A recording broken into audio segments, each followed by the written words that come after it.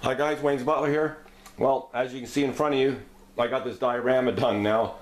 It wasn't without a bit of an issue, I suppose. When I first started doing this, like I've said in a lot of my videos before when doing quarter scale dioramas, you know, what's in your mind, and then once you go to build the stuff or you go to draw it out, you find out that, you know, quarter scale, you know, at the end of the day is just a really hard scale to do dioramas in, obviously, just because of the sheer size of it. I think every diorama that I built in quarter scale, I've had to compress in some way, and this is no exception. Now, when you look at it, it looks probably more like a frozen puddle. But again, you know, in this scene, there's nothing in this scene. I mean, he's only in this movie for 5 minutes. The only environment is, you know, the frozen lake surrounded by the glacier and the rocks and stuff like that. So I mean, that's all I had to choose from, you know, a 5-minute scene. So I could have done this diorama in 100 different ways, higher, lower, wider, but I wanted something that was kind of compressed, and I didn't really want to do the whole backdrop thing like I did in my Begins figure. I wanted more of a tabletop diorama, if you will, so you can see the figure from all sides. I spent a lot of time on this outfit, and it looks, you know, looks good from all sides, right? So I wanted to be able to see it in that particular case. I have a backdrop here now. It is a little dark, a little underexposed, but I wanted something that would kind of match this. Now, I may or may not use this with this diorama. Like I said, this is more, you know, more or less going to be a tabletop. And the other, Brian knows what I'm talking about here, because I had sent him pictures of this when I first started it, and I was kind of confused. I didn't know what direction to go. It looked more like a toilet seat. So I called him asking for his help or what he thought, and I got mad. I just got mad and I threw it in the garbage. I said, "Oh, hell with it. It looks like a toilet seat," and I threw it in the garbage. And like my '89 Batman diorama, same thing with that. I threw that in the garbage, went out the next day and kind of finished it, and this was no exception, except I had to run down the road with my snow shovel, and I had to beat the crap out of the garbage man to get the diorama back. But needless to say, I got it back, and I tried to complete my vision. I figured, you know, Curtis, just do a little bit more of it just to sort of see where it goes, and it started to kind of turn out, and I'm kind of happy with it. At the end of the day, what you see is what you get. Like I said, I could have went 10 different directions, chose not to. And but there is a little bit of a treat. It's not just what you see here.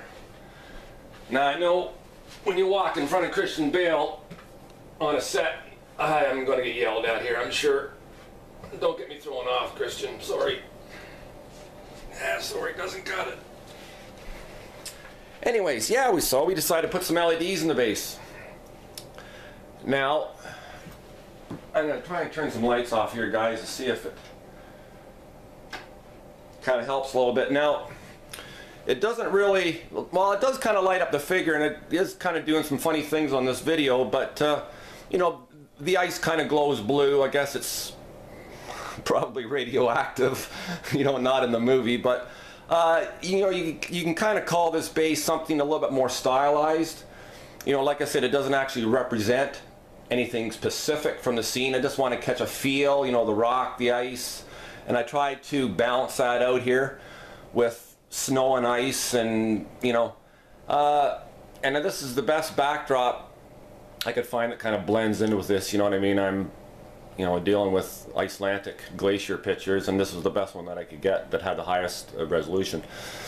Actually, looking through this viewfinder, actually looks kind of neat there. This is actually the first time that I've videotaped this, so, and the blue kind of, it's kind of overexposing a little bit, but let me turn the light on, and we'll take you in for a little bit closer scrutiny. Now, this emblem here was a bit of an afterthought. You know, I needed something to kind of spark this thing, kind of define the perimeter of it. I thought, yeah, I'll just kind of play around one night with some epoxy sculpt, and God, whoever invented that, genius. And I graphed that into the base. And we'll go around here. Like I said, I try to balance, you know, the ice and snow in a realistic way. God knows I have a lot to draw from. Bloody winter. I'm getting a little sick and tired of it, to be honest with you guys. Mother Nature can lick my left nut. But we're not getting it as bad as the Northeast, so my heart goes out to you. God, it'd be good to be a chiropractor in that area, I bet. But anyways, yeah, we got the blue LED. Like I say, it's overexposing just a little bit here, but you get the feel of it. Really looks kind of cool. You know, nothing to do with the movie, but you know, why not do it, right?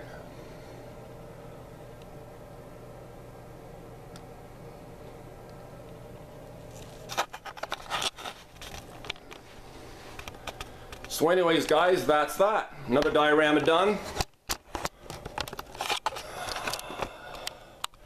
So we get you back in frame here, looking pretty. So that's it, guys. Another one. Now, I do want to talk about something that may be coming up. This 89 Batman Premium format. I am slated to get this statue, or at least it's going through my 30-day rule thing. Last couple of years I'm sick and tired of having figures that I don't want a year later, so I put everything through a 30-day rule.